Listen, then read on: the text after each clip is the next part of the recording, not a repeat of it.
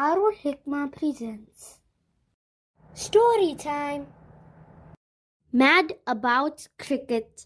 Bismillahir Rahmanir Rahim.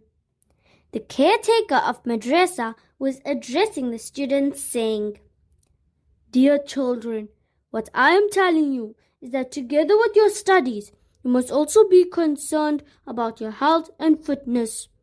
You should all therefore take part in some sport or exercise. However, just as I told you, you would stay away from sin.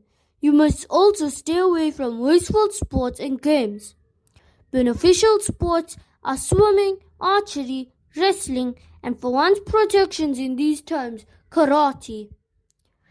There must be, of course, no harm caused to your deen when doing any of this.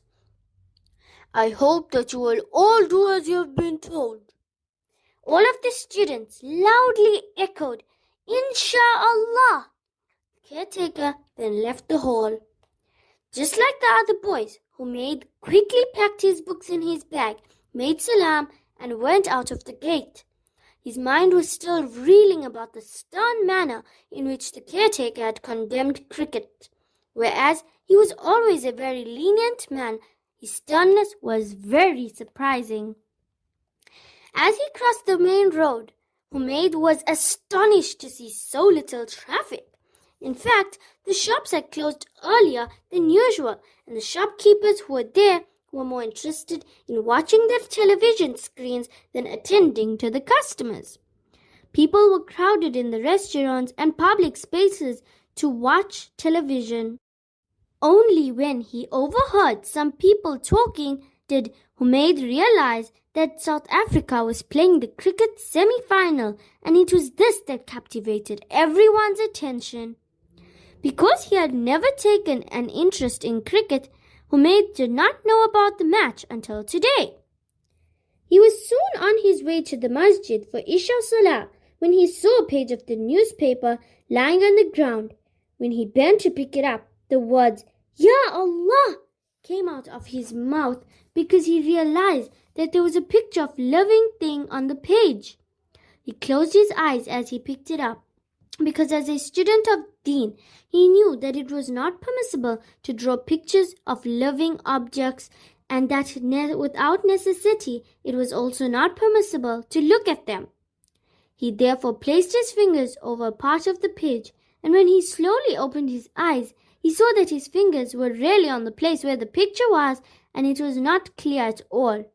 He then took out his pen and scribbled all over the picture of the people, and when he looked again, he could see a green stadium packed with spectators.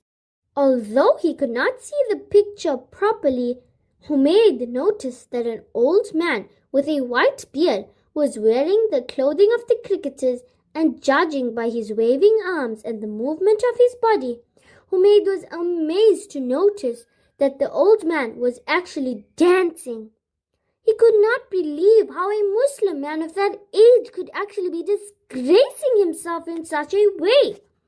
It then struck him that he had heard about an old man who always followed the cricket team about, but until now, Humaid had never given it any thought. Why should an old man like that be dancing and making a fool of himself? What is the matter with him? Humaid's mind then answered, "Cricket, the madness of cricket, the love of cricket." The caretaker's words then echoed in Humaid's mind. "I am making it clear that just as television and video games destroys a person's life in this world and the akhirah, so does cricket. Cricket also destroys your character and the Deeni education that you have.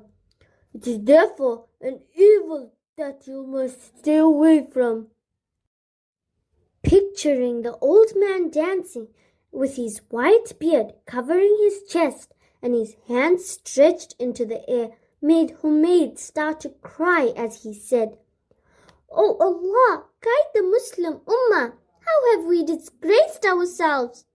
He now understood what the caretaker had been saying. Dear children, from this story we learn that we should be aware and never fall into the traps of the kuffar. The end.